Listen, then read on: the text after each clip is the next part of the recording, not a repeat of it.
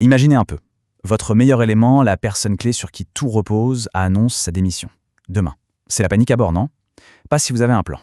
Eh bien, c'est exactement ça, la planification de la relève. L'art de préparer l'avenir pour ne jamais être plus au dépourvu. C'est la question qui peut empêcher de dormir. Si cette personne s'en va, est-ce que tout le château de cartes s'écroule? C'est précisément pour éviter ce scénario catastrophe qu'on va décortiquer le sujet ensemble aujourd'hui. Alors, pour y voir plus clair, on va suivre 5 étapes. On va commencer par le diagnostic des risques pour aller jusqu'à la création d'une vraie culture de développement. C'est notre plan de match. Allez, première étape, pourquoi c'est si important de planifier? Tout simplement parce que l'imprévu a un coût. Et croyez-moi, il est souvent bien plus élevé qu'on ne le pense.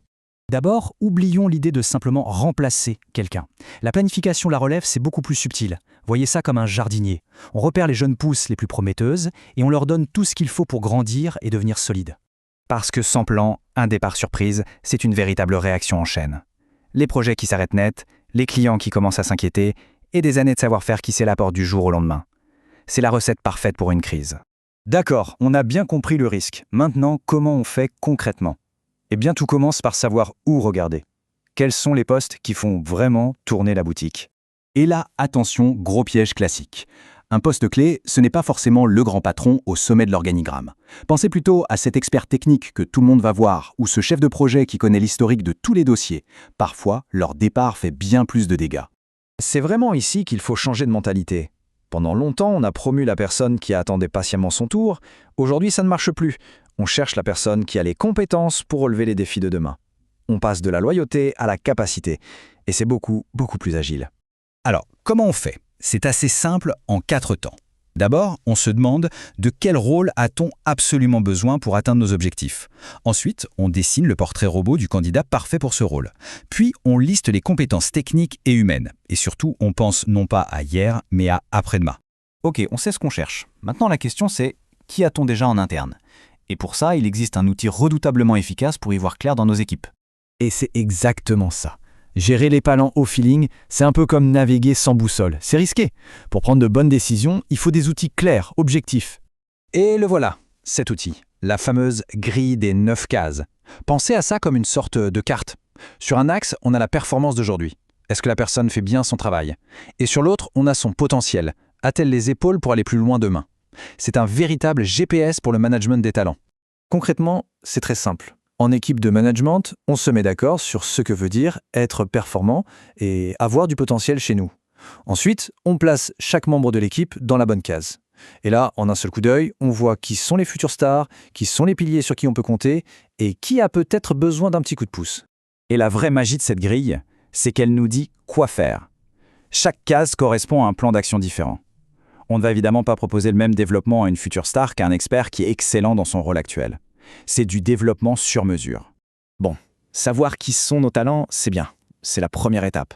Mais les préparer pour le futur, c'est encore mieux. C'est maintenant qu'on passe vraiment à l'action pour construire notre banc de remplaçants de luxe. Et si certains doutent encore de l'intérêt de se concentrer sur les compétences, ce chiffre de Deloitte devrait mettre tout le monde d'accord. 63% de réussite en plus lors des transitions de leadership. C'est pas un petit détail, c'est un avantage stratégique énorme. Et ce n'est pas tout, ça va même plus loin. Quand on crée une culture d'apprentissage, on ne prépare pas seulement la relève, on rend toute l'entreprise 92% plus innovante. C'est un investissement qui rapporte à tous les niveaux. Donc, un bon plan de relève, c'est tout un écosystème. Ce n'est pas juste une liste de noms dans un fichier. C'est un mélange de parcours de carrière bien défini pour donner de la visibilité, de mentorat pour transmettre l'expérience et de communication transparente pour que chacun sache où il va. Et ça, c'est peut-être le point le plus crucial et souvent le plus oublié. Quand un leader expérimenté part, il ne faut surtout pas que son savoir parte avec lui.